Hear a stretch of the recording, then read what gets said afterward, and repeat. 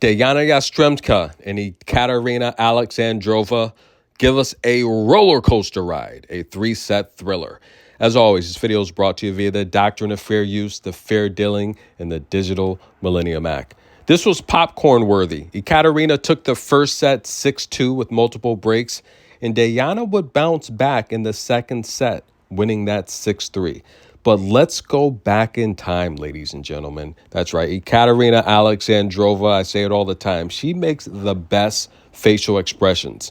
You can see how she's feeling by just looking at her face during a match. And right now, she was not happy at this moment. But 7 years ago to the day, she also was not happy. That's right, guys. We witnessed her lose in the championship match after taking out fellow countrywoman Anastasia Pavlyuchenkova. She also took out Katerina Siniakova. She would lose in the final to Camila Giorgi. Now, isn't that ironic? The lady, the one woman that I compare Dayana's game to, Camila Giorgi, right? She plays fast, aggressive, very powerful forehand, and she doesn't hold back. That's right. Ekaterina lost that 2018 championship to Camila Giorgi. And she would lose the following year in the semifinal to none other than Big Mama Asta. Yelena Ostapenko, in that 19 run here, would run into Cory Coco Gauff. Now, if you're not familiar, this tournament used to be played later in the year. Now they normally started, late January, February. Used to be played anywhere from October to December. Now, Coco Gauff, guys, she would actually face Yelena Ostapenko in that championship in 2019. Do you know how old Coco was that year? Take a guess, guys. Take a guess in the comments. 15 years old. Coco would become one of the youngest champions. That's right, on the main tour. Now, she would take out Yelena Ostapenko. She would come from qualifiers, taking out Ludmila. She would beat Katerina Bandel, another great player from the Ukraine. Kiki Bertens, who would retire a few years ago.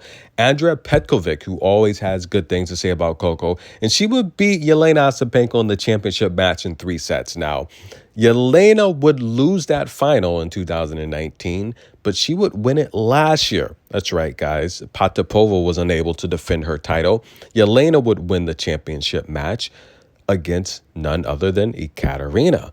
However, guys, do you remember the shade that Yelena would throw at Coco last year in the trophy ceremony? I covered the match. Go find the video. It's on here somewhere. That's right, remember? Yeah, guys, I lost, unfortunately, this tournament in 2019, but it's okay because I think the trophy this year looks better. Oh, whoa, throwing shade at Coco. Now, Coco is on record stating that, look, her and Yelena, they're friends, they're cordial. Every time they see each other, Yelena's always nice to her. But Yelena, she throws shade. Nonetheless, guys, look, Coco, she won it that year, and Coco played solid tennis that year, but Yelena unable to defend her championship this year. It would belong to, that's right, guys, Ekaterina Alexandrova. But let me get you covered here on the match. As I say all the time, Ekaterina has the best facial expressions, and when she misses the worst. Now, this match will get really darn interesting between the 9th and the 11th service games. That's right. Both ladies will start to show consistency. As you see, Ekaterina, I'm telling you, it's a roller coaster ride watching her play. Her emotions, it goes from 0 to 10 instantly. Now, she hurt her ankle the first game of the second set. It looked like she wasn't going to be able to continue for a while there. Her movement got really slow, but here's how it works if you've ever competed, you injure yourself, especially an ankle in particular during competition. That first few minutes, you're going to be a little bit stiff, but once that blood circulation starts to flow again, you really don't feel it. You're not going to feel it until after the match and you take your shoe off. Your adrenaline, that momentum, it really hides the pain and you don't feel it. However, guys, between the 9th and 11th service games, these two ladies would get really, really focused. As you can see, the server starting to hold very easily.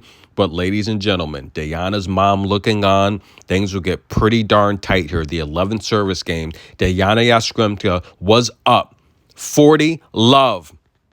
One more point would have guaranteed her a tiebreak in this championship final, putting the pressure on Ekaterina to have to serve this match out.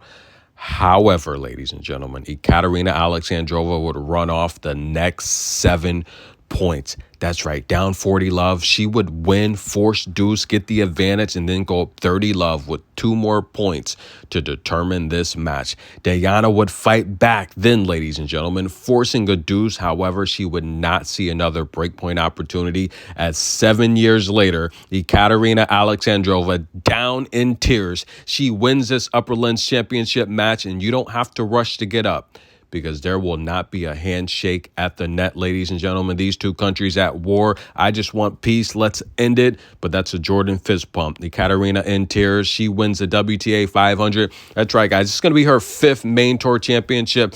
Her 2nd since winning her Tojin Bosch in 2023 on grass. By the way, I talked about how much better Ekaterina's been playing on grass. Remember, she beat Coco that year as well.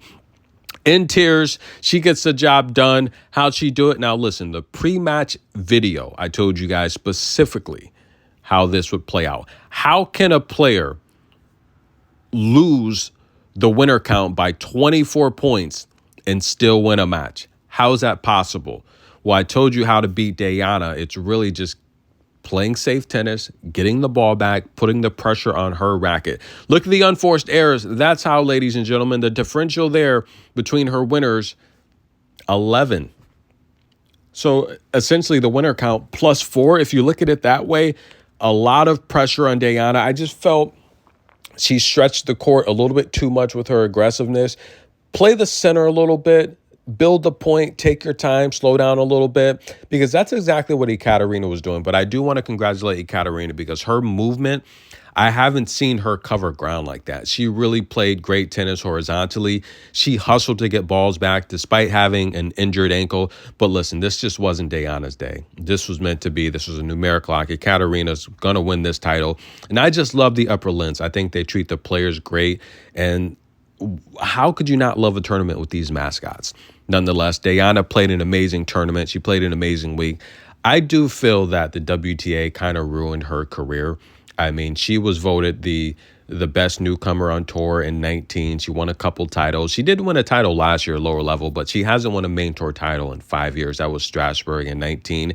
And I just feel it's taken so many years for her to get back to that level and recover. And I do feel, though, her game is to the point where she's knocking on the door from going another deep run in a slam.